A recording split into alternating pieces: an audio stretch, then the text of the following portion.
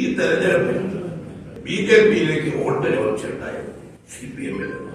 എല്ലാ കാലത്തും പിണറായി വിജയനും മാർക്സിസ്റ്റുകാരും പറഞ്ഞുകൊണ്ടിരുന്നത് എന്താണ്?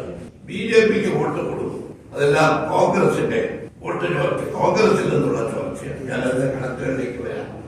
UDF-ന് കേരളത്തിലുണ്ടായ വമ്പിച്ച വിജയം കേന്ദ്ര സംസ്ഥാന ഭരണത്തിനെതിരെയുള്ള ജനവികാരത്തോടൊപ്പം തന്നെ ഭരണഘടനയെയും ഭരണഘടനാ മൂല്യങ്ങളെയും രക്ഷിക്കാനുള്ള ഇന്ത്യ സഖ്യം നടത്തിയ പോരാട്ടത്തിൽ കേരളത്തിലെ മതേതര ജനങ്ങൾ നൽകിയ ശക്തമായ പിന്തുണ കൂടിയാണ് UDF-നുണ്ടായിട്ടുള്ള ഈ വമ്പിച്ച വിജയം. ഈ തെരഞ്ഞെടുപ്പിൽ UDF-ന് 43% വോട്ട് കിട്ടി. LDF-ന് കിട്ടിയത് 33.36%. NDA-ക്ക് 19.17%. വിജയത്തിന്റെ തലകന് വയ്ക്കുന്നതുപോലെ ആഹ്ലാദം വസ്തുതകൾ വെച്ചുകൊണ്ട് പറയുകയാണ്. 110 അസംബ്ലി മണ്ഡലങ്ങളിലാണ് UDF ഇത്തവണ ലീഡ് ചെയ്യുന്നത്. സംസ്ഥാന ഭരണത്തിന് നേതൃത്വം നൽകുന്ന LDF 19 മണ്ഡലങ്ങൾ, BJP 11 മണ്ഡലങ്ങളിൽ. ഈ തെരഞ്ഞെടുപ്പിൽ BJP-യിലേക്ക് വോട്ട് ചോദിച്ചിട്ടുണ്ടായത് CPM-ൽ നിന്ന്. എല്ലാ കാലത്തും പിണറായി വിജയനും മാർക്സിസ്റ്റുകാരും പറഞ്ഞുകൊണ്ടിരുന്നത് എന്താണ്? BJP-ക്ക് വോട്ട് കൊടുക്കും, അതെല്ലാം കോൺഗ്രസിന്റെ വോട്ട് ചോദിച്ചു, കോൺഗ്രസിൽ നിന്നുള്ള ചോദിച്ചാണ്. ഞാനതിന്റെ കണക്കുകളിലേക്ക് വരാം. പക്ഷെ ഇപ്പോ ഈ തെരഞ്ഞെടുപ്പിൽ അത് പറഞ്ഞിട്ടില്ല. ഇതുവരെ പറയാത്തതിന്റെ കാരണം എന്താ? നിയോജക മണ്ഡലങ്ങളിലുണ്ടായ വോട്ടിന്റെ കണക്ക് നോക്കുമ്പോൾ അറിയാം എവിടെ നിന്നാണ് വോട്ടിന് പോകുന്നത്. ഇവിടെ 10 നിയോജക മണ്ഡലങ്ങളിൽ 1,00,000-ലധികം വോട്ടിന്റെ ഭൂരിപക്ഷത്തിലാണ് UDF. 2 മണ്ഡലങ്ങൾ മലപ്പുറത്തും അതുപോലെ തന്നെ വയനാട് 3,00,000-ലധികം, പൊന്നാനിയും എറണാകുളവും 2,00,000-ലധികം വോട്ടുകളാണ്. അങ്ങനെ 10 മണ്ഡലങ്ങളിൽ ഈ പറഞ്ഞതുപോലെ 1,00,000-ലധികം വോട്ടുകളോട് കൂടി പിടിക്കും. എന്നാൽ LDF-ന് എവിടെയെങ്കിലും ഇതുപോലെ ഭൂരിപക്ഷം കിട്ടിയിട്ടുണ്ടോ? ഇല്ല. BJP-ക്ക് കിട്ടിയ വോട്ടിന്റെ ഭൂരിപക്ഷം എത്ര? ഒട്ടം കടന്നു നോക്കണം. തിരുവനന്തപുരത്ത് BJP 3,00,000-ലധികം വോട്ട് നേടി. ആറ്റിങ്ങലിനും അതുപോലെ 3,00,000-ലധികം വോട്ട് കിട്ടി. ആലപ്പുഴ മണ്ഡലത്തിൽ 2,99,642, 3,00,000-നോട് അടുത്തു. വിജയിച്ച തൃശൂർ 4,12,338 വോട്ടാണ്. ഈ തൃശൂർ പാർലമെന്റ് മണ്ഡലത്തിൽ ഇത്തവണ BJP ജയിച്ചു എന്ന് പറയുന്നതിനേക്കാൾ നല്ലത് ഒരു സ്വർണ്ണ താരത്തിൽ വെച്ച് BJP-ക്ക് ഒരു പാർലമെന്റ് മെമ്പർ സ്ഥാനം പിണറായി വിജയനും മാർക്സിസ്റ്റ് പാർട്ടിയും സമ്മാനിച്ചു. തൃശൂരിൽ ജയിച്ച സുരേഷ് ഗോപി തൃശൂരിലുള്ളത് എത്ര നിയോജക മണ്ഡലങ്ങളാണ്? തൃശൂരിൽ 7 നിയോജക മണ്ഡലം. ഈ 7 നിയോജക മണ്ഡലങ്ങളിലും തൃശൂർ ഉൾപ്പെടെ എല്ലാ മണ്ഡലങ്ങളിലും കഴിഞ്ഞ നിയമസഭാ തെരഞ്ഞെടുപ്പിൽ LDF ജയിച്ചത്.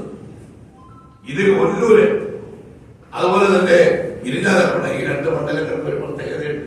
2 മന്ത്രിമാർ പുതിയതായി ചെയ്യുന്ന മണ്ഡലത്തിലെ ഈ മന്ത്രിമാരുടെ മണ്ഡലത്തിലും എന്താ സംഭവിച്ചിരിക്കുന്നത്? ഗുരുവായൂർ ഒഴിച്ച് ബാക്കി എല്ലാ സ്ഥലത്തും BJP-യാണ് 1ാം സ്ഥാനം. ഞാൻ അന്വേഷിച്ചു. അതായത് തൃശൂരും ഇരിഞ്ഞാലക്കുടയും LDF CPM 3ാം സ്ഥാനത്താണ്. CPM 3ാം സ്ഥാനത്ത് വന്നിരിക്കുന്നു. അവിടെ പിന്നെ എങ്ങനെ? അപ്പൊ കഴിഞ്ഞ ദിവസം ഞാനത് പറയാൻ കാരണം, കഴിഞ്ഞ ദിവസം CPI-യുടെ സെക്രട്ടറി, സംസ്ഥാന സെക്രട്ടറി ബിനോയ് വിശ്വം പറഞ്ഞു അവിടെ വോട്ട് ചോദിച്ചുണ്ടായത് UDF കോൺഗ്രസിൽ നിന്ന്. അവര് തോറ്റ സീറ്റാണ്. പക്ഷേ വോട്ട് ചോദിച്ചുണ്ടായെന്ന് ബിനോയ് വിശ്വം പറഞ്ഞത് അദ്ദേഹത്തിന് നടന്ന സംഭവങ്ങളെ കുറിച്ച് വ്യക്തമായ വിവരമുണ്ടോ ഇല്ലയോ എന്ന് എനിക്ക് അറിഞ്ഞുകൂടാ. ഈ വോട്ട് ചോർച്ചയുമായി ബന്ധപ്പെടുത്തി വേണ്ടേ EP ജയരാജനും ജവാദ് സാവേക്കറും തമ്മിലുള്ള കൂടിക്കാഴ്ച? അവരുണ്ടാക്കിയ ഈ രഹസ്യ ഡീലായിരുന്നു. BJP CPM അന്തർധാരയെന്ന് ഞങ്ങൾ തെരഞ്ഞെടുപ്പ് പ്രചരണം തുടങ്ങിയ കാലം മുതൽ മറുപടി പറഞ്ഞു. അത് CPM-ന്റെ ഭാഗത്ത് നിന്ന് മുഖ്യമന്ത്രിയുടെ ഭാഗത്ത് നിന്ന് തൃപ്തികരമായിട്ട് മറുപടി എന്നാ ഉണ്ടായത് വോട്ടെടുപ്പിന്റെ ദിവസം EP ജയരാജൻ അദ്ദേഹം നടത്തിയ വെളിപ്പെടുത്തലിനെ തുടർന്നാണ് മുഖ്യമന്ത്രി പറഞ്ഞത്. അദ്ദേഹം പറഞ്ഞ വാക്കുകൾ എന്തായിരുന്നു? EP ജയരാജനെ അക്ഷരാർത്ഥത്തിൽ തള്ളി പറയുകയല്ലേ ചെയ്തത്. അപ്പൊ അതിന്റെ അർത്ഥം ഈ തൃശൂർ 2 അക്കം എന്ന കൂടിയാണ് ആവർത്തിച്ച് പറഞ്ഞതിന്റെ പിന്നിലുള്ളത് BJP CPM ലീഡാണ്. അത് യാതൊരു തർക്കവുമില്ല. കാരണം ഈ വോട്ടിന്റെ കണക്കുകൾ പുറത്തു വരുമ്പോഴാണ് ആ ഡീല് എത്രമാത്രം ശക്തമായി അവിടെ നടപ്പിലായി എന്ന് പറയുന്നത്. ഈ ഇരിഞ്ഞാലക്കുട മണ്ഡലം അത് ആ മണ്ഡലത്തിന്റെ പത്രികയെടുത്താൽ പിന്നെ മണ്ഡലം എന്ന് മാത്രമല്ല കരുവന്നൂർ ടാങ്കിൽ സ്ഥിതി ചെയ്യുന്ന മണ്ഡലമാണ്. അവിടെ വന്നിട്ട് പ്രധാനമന്ത്രി പറഞ്ഞു കരുവന്നൂർ ടാങ്കിൽ കൊള്ളയടിച്ചാണ് എല്ലാം തെരഞ്ഞെടുപ്പിന് മുമ്പ് ഞങ്ങൾ അവരെല്ലാം ജയിലിലടക്കുന്നു ഇടത്തുമാരെ അടക്കാത്തതിന് കാരണം എന്താ? ആ ഇരിഞ്ഞാലക്കുട മണ്ഡലത്തിൽ എങ്ങനെ ഈ LDF CPM 3-ാം സ്ഥാനത്ത് പോയി? പിണറായി മുഖ്യമന്ത്രി ഇന്നലെ ജനങ്ങളെ അഭിമുഖീകരിക്കാൻ അദ്ദേഹത്തിന് എന്തോ ഒരു വൈമനസ്യമുള്ളത് പോലെ തോന്നി.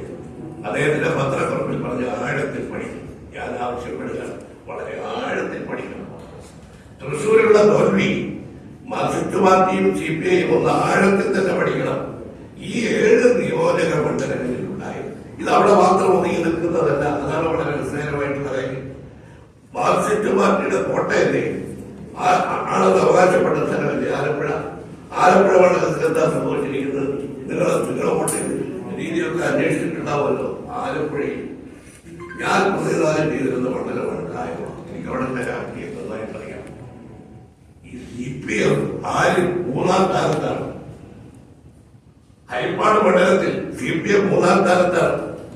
ഹരിപ്പാട് രമേശ് ചെന്നിത്തലയാണ് MLA. അത് മാറ്റി നിർത്താം. പക്ഷേ ഹരിപ്പാട് രമേശ് ചെന്നിത്തലയാണ് MLA. അത് മാറ്റി നിർത്താം. പക്ഷേ അമ്പലപ്പുഴയിൽ അതാണ് ഏറ്റവും രസകരമായിട്ടുള്ളത്. അതാവ് PS-ന്റെ ജന്മനാട്. K. സുധാകരന്റെ തട്ടകം. അവിടെ LDF-ന്റെ BJP-യേക്കാൾ 110 വോട്ടാണ്. ഉദാഹരണം നോക്കണം. ആലപ്പുഴ നിയോജക മണ്ഡലത്തിൽ 2 നിയോജക മണ്ഡലം 2ഇടത്ത് CPM 3-ാം സ്ഥാനത്ത് പോയി. തിരുവനന്തപുരത്തെ സ്ഥിതി എന്താ? ആറ്റിങ്ങല് കഴക്കൂട്ട BJP 1-ാം സ്ഥാനത്താണ്. വട്ടിയൂർക്കാവ് BJP 1-ാം സ്ഥാനത്താണ്. നേമം BJP 1-ാം സ്ഥാനത്താണ്. ഈ 3 മണ്ഡലങ്ങളിലും മാർക്സിസ്റ്റ് പാർട്ടിയുടെ പ്രമുഖരായിട്ടുള്ള MLA-മാർ അല്ലേ? ഒരു മന്ത്രി, ഒരു മുൻമന്ത്രി. അതുപോലെ വട്ടിയൂർക്കാവിലല്ല CPM-ന്റെ അവിടെ 3 MLA-മാർ. ഈ ആറ്റിങ്ങൽ മണ്ഡലത്തിൽ 2 സ്ഥലത്ത് BJP 1-ാം സ്ഥാനത്തായ 2 മണ്ഡലങ്ങൾ ഏതൊക്കെയാണ്? ആറ്റിങ്ങലും കാട്ടാക്കടയും. Attingal MLA CPM, Kattakada MLA CPM. അതുപോലെ തന്നെയാണ് തൃശ്ശൂരിലെ കാര്യം ഞാൻ പറഞ്ഞു. തൃശ്ശൂരിൽ ആലപ്പുഴ, തൃശ്ശൂര്, ആറ്റിങ്ങൽ, തിരുവനന്തപുരം ഈ 4 നിയോജക മണ്ഡലങ്ങളിലും BJP എത്രമാത്രം BJPക്ക് വോട്ട് കിട്ടി. ആ വോട്ടെല്ലാം ആഴത്തിൽ പഠിക്കട്ടെ. ആ വോട്ടെല്ലാം ചോർന്നത് എവിടെ നിന്നാ? CPM-ൽ നിന്നാ. ഈ തെരഞ്ഞെടുപ്പിലുണ്ടായ ഒരു പ്രത്യേകത നിങ്ങൾക്കറിയാം. ഞങ്ങൾ 110 സീറ്റിൽ UDF ലീഡ് ചെയ്യുന്നു. അതില് 70 മണ്ഡലങ്ങൾ LDF-ൽ നിന്ന് പിടിച്ചെടുത്ത കണക്കുകളുണ്ടല്ലോ. 70 നിയോജക മണ്ഡലങ്ങൾ. BJP 11 മണ്ഡലങ്ങൾ LDF-ൽ നിന്ന് പിടിച്ചെടുത്തു. CPM-ലെ 99 MLA-മാരുള്ള LDF അല്ലേ? ഞങ്ങൾക്ക് 41 MLA-മാർ. 41 മണ്ഡലങ്ങളിൽ കോൺഗ്രസ് UDF MLA-മാർ പ്രതിനിധീകരിക്കുന്ന 41 മണ്ഡലങ്ങളിലും UDF അവിടെ ലീഡ് ചെയ്യുകയായി. അപ്പൊ ഇതിൽ നിന്നൊരു കാര്യം വ്യക്തമാണ്. എവിടെ നിന്നാണ് വോട്ട് ചോർച്ച? വോട്ട് ചോർച്ചയെ കുറിച്ച് ഇപ്പോഴും CPI സെക്രട്ടറി പറഞ്ഞ അദ്ദേഹം ഒന്ന് പരിശോധിക്കണം. കാരണം അദ്ദേഹത്തിന്റെ പ്രസ്താവന കേട്ടപ്പോൾ എനിക്ക് സാധാരണ തോന്നി. കാരണം നടന്ന രഹസ്യ ധാരണകളെ കുറിച്ച് BJP CPM അന്തർധാരയെ കുറിച്ചെല്ലാം അദ്ദേഹത്തിന് ബോധ്യമുണ്ടെന്ന്. പക്ഷേ അദ്ദേഹത്തിന്റെ പ്രസ്താവന കേട്ടപ്പോൾ ആളറിയുന്ന അങ്ങാടി വാണിഭം എന്ന ചൊല്ലാണ് ഓർമ്മ വന്നത്. അവിടെ നടന്ന അങ്ങാടി വാണിഭം ആളറിയില്ല എന്നതുപോലെയാണ് ബിനോയ് വിശ്വം പ്രധാനം തോന്നി. അദ്ദേഹം അത് മനസ്സിലാക്കാതെ ആയിരിക്കും ഒരു പക്ഷേ വോട്ട് ചോർന്നത് UDF-ൽ നിന്നാണ്, കോൺഗ്രസിൽ നിന്നാണ് പറഞ്ഞത്. ഈ വോട്ട് ചോർച്ചയ്ക്ക് 2 കാരണങ്ങളാണ്. ഒന്ന്, BJP-യും CPM-ഉം തമ്മിലുണ്ടായിട്ടുള്ള അന്തർധാര. 2 മണ്ഡലങ്ങൾ ആ അന്തർധാര നടപ്പിലാക്കാൻ ശ്രമിച്ചു. തിരുവനന്തപുരത്ത് എങ്ങനെയാണ് പരാജയപ്പെട്ടതെന്ന് തിരുവനന്തപുരത്ത് തന്നെ ജീവിക്കുന്നവർക്കറിയാം.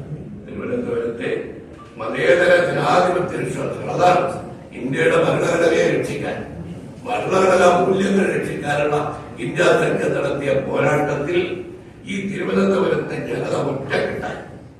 അതിനകത്ത് പ്രത്യേകിച്ച് ദളിത്, പിന്നോക്ക, മത ന്യൂനപക്ഷങ്ങളിൽപ്പെട്ട അവരെയാണല്ലോ ഏറ്റവും കൂടുതൽ ആശങ്കയോടുകൂടി ഈ ഭരണഘടന തകർക്കാനുള്ള ശ്രമത്തിൽ ആശങ്ക പറയുന്നത്. അവരൊറ്റക്കെട്ടായി, അതായത് ഈ തിരുവനന്തപുരത്തെ മതേതര വോട്ടർമാർ ഒറ്റക്കെട്ടായി അണിനിരന്നത് കൊണ്ടാണ് CPM BJP രഹസ്യധാരണ